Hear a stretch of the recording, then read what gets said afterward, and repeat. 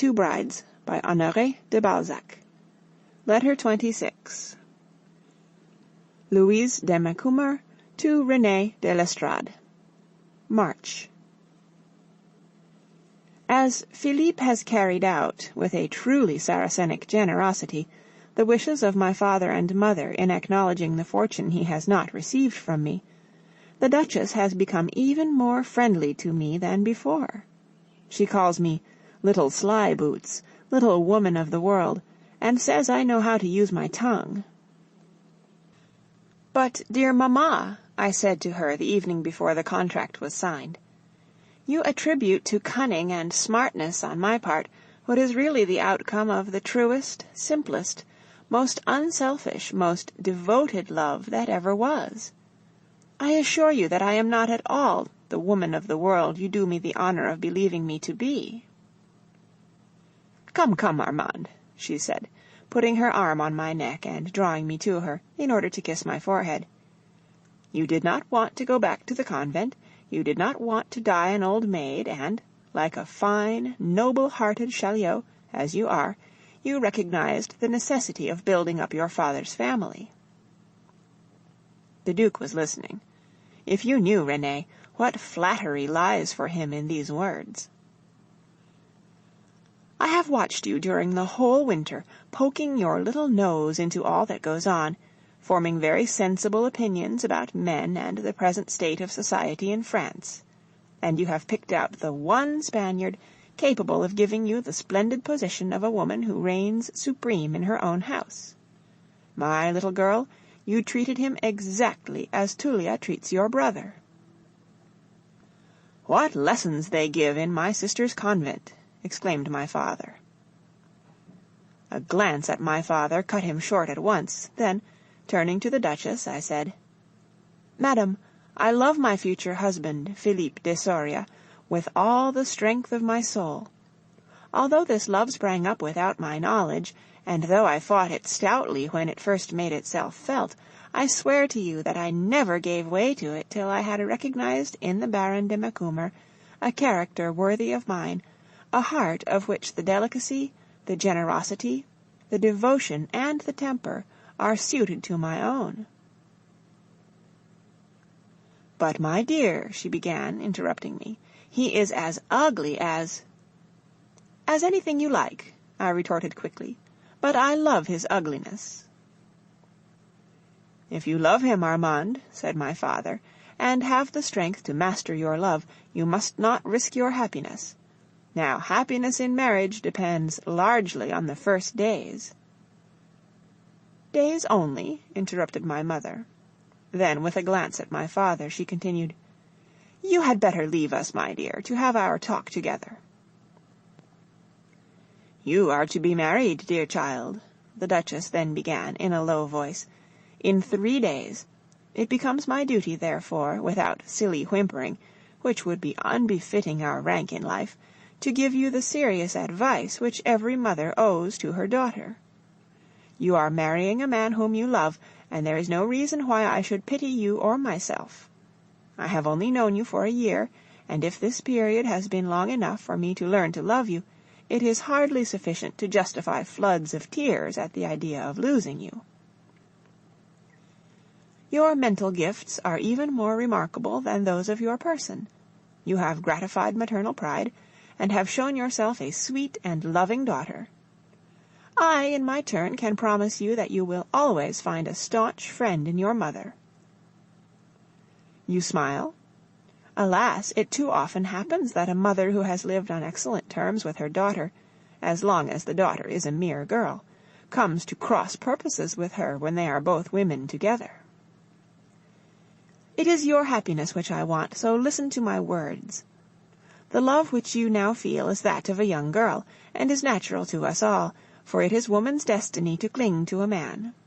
Unhappily, pretty one, there is but one man in the world for a woman, and sometimes this man, whom fate has marked out for us, is not the one whom we, mistaking a passing fancy for love, choose as husband. Strange as what I say may appear to you, it is worth noting. If we cannot love the man we have chosen, The fault is not exclusively ours. It lies with both, or sometimes with circumstances over which we have no control. Yet there is no reason why the man chosen for us by our family, the man to whom our fancy has gone out, should not be the man whom we can love. The barriers which arise later between husband and wife are often due to lack of perseverance on both sides. The task of transforming a husband into a lover is not less delicate than that other task of making a husband of the lover, in which you have just proved yourself marvelously successful. I repeat it, your happiness is my object. Never allow yourself, then, to forget that the first 3 months of your married life may work your misery if you do not submit to the yoke with the same forbearance, tenderness, and intelligence that you have shown during the days of courtship. For, my little rogue, you know very well that you have indulged in all the innocent pleasures of a clandestine love affair. If the culmination of your love begins with disappointment, dislike, nay, even with pain, well, come and tell me about it. Don't hope for too much from marriage at first. It will perhaps give you more discomfort than joy. The happiness of your life requires at least as patient cherishing as the early shoots of love. To conclude, if by chance you should lose the lover, you will find in his place the father of your children. In this, my dear child, lies the whole secret of social life. Sacrifice everything to the man whose name you bear, the man whose honor and reputation cannot suffer in the least degree without involving you in frightful consequences. Such sacrifice is thus not only an absolute duty for women of our rank, it is also their wisest policy. This, indeed, is the distinctive mark of great moral principles, that they hold good and are expedient from whatever aspect they are viewed. But I need say no more to you on this point.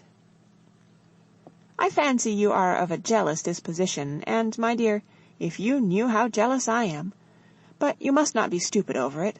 To publish your jealousy to the world is like playing at politics with your cards upon the table, and those who let their own game be seen learn nothing of their opponents.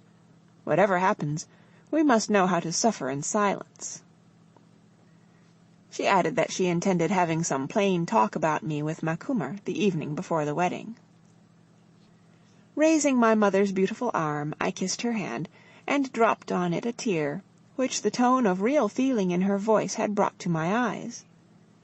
In the advice she had given me, I read high principle worthy of herself and of me, true wisdom, and a tenderness of heart unspoilt by the narrow code of society. Above all, I saw that she understood my character. These few simple words summed up the lessons which life and experience had brought her, perhaps at a heavy price. She was moved, and said, as she looked at me, "Dear little girl, you've got a nasty crossing before you, and most women, in their ignorance or their disenchantment, are as wise as the Earl of Westmoreland." We both laughed, but I must explain the joke. The evening before, a Russian princess had told us an anecdote of this gentleman. He had suffered frightfully from seasickness in crossing the Channel, and turned tail when he got near Italy, because he had heard someone speak of crossing the Alps. "Thank you, I've had quite enough crossings already," he said. You will understand, Renee, that your gloomy philosophy and my mother's lecture were calculated to revive the fears which used to disturb us at Blois. The nearer marriage approached, the more did I need to summon all my strength, my resolution, and my affection to face this terrible passage from maidenhood to womanhood. All our conversations came back to my mind. I reread your letters, and discerned in them a vague undertone of sadness. This anxiety had one advantage at least. It helped me to the regulation expression for a bride as commonly depicted. The consequence was that on the day of signing the contract, everybody said I looked charming, and quite the right thing. This morning at the mairie it was an informal business, and only the witnesses were present. I am writing this tale to my letter while they are putting out my dress for dinner. We shall be married at midnight at the church of Saint Valere, after a very gay evening.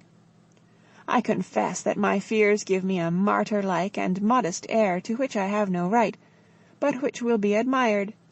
Why, I cannot conceive. I am delighted to see that poor Philippe is every whit as timorous as I am. Society grates on him. He is like a bat in a glass shop. "Thank heaven the day won't last forever," he whispered to me in all innocence.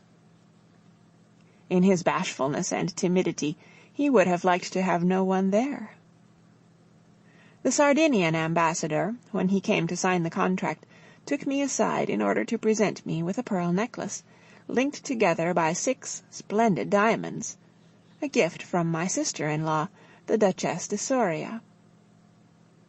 Along with the necklace was a sapphire bracelet, on the underside of which were engraved the words, "Though unknown, beloved." 2 charming letters came with these presents, which, however, I could not accept without consulting Philippe. "For," I said, "I should not like to see you wearing ornaments that came from anyone but me." He kissed my hand, quite moved, and replied, "Wear them for the sake of the inscription, and also for the kind feeling which is sincere." Saturday evening. Here, then, my poor Renee, are the last words of your girl-friend. After the midnight mass, we set off for an estate which Philippe, with kind thought for me, has bought in Nivernais, on the way to Provence. Already my name is Louise de Macumer, but I leave Paris in a few hours as Louise de Chaulieu. However I am called, there will never be for you but one Louise. End of Letter 26. Read by Kara Schallenberg on May 6th, 2007, in Oceanside, California.